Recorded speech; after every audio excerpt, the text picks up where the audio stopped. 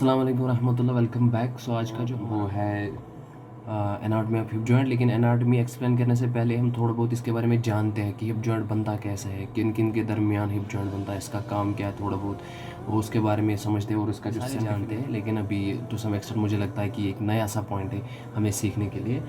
सो पहले हम इसके रिगार्डिंग में थोड़ी बहुत इसका अपर जो इंटरफेस है उसके बारे में जानते हैं।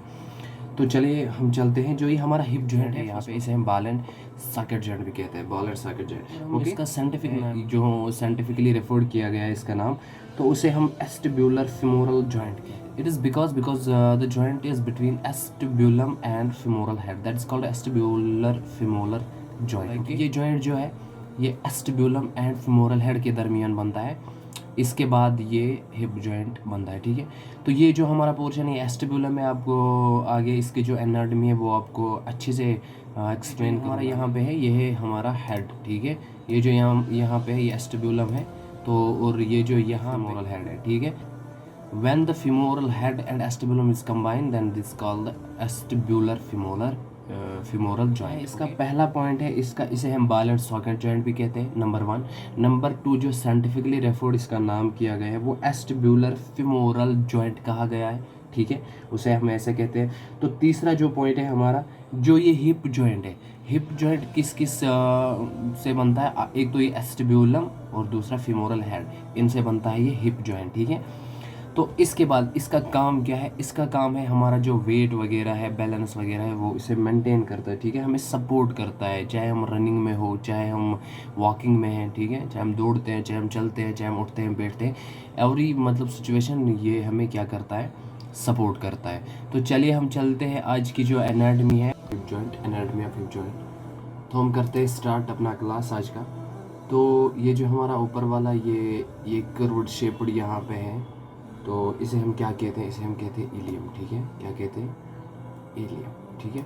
इसको मैं थोड़ा सा ऐसे करता हूँ पहले, एक मिनट। इसे हम कहते हैं इलियम, ठीक है। तो इसके बाद हम आते हैं इसके थोड़ा सा नीचे वाले पार्ट पे। हमने हिप जॉइंट की एनाटॉमी को डिस्कस करना है, ना कि पेल्विस को। लेकिन जो यहाँ पे कुछ मिस होगा वो पेल्विस में डिफाइन होगा, क्योंकि पेल्विस की जो एनाटॉमी है वो अलग है और हिप की अलग है। अब थोड़ा बहुत जो यहाँ पे मैं मुझसे हो सकेगा मैं पेल्विस का भी थोड़ा बहुत कहीं कहीं पे जिक्र करूँगा, लेकिन ज़्यादातर मैं हिप को एक्सप्लेन करूँगा, ठीक है।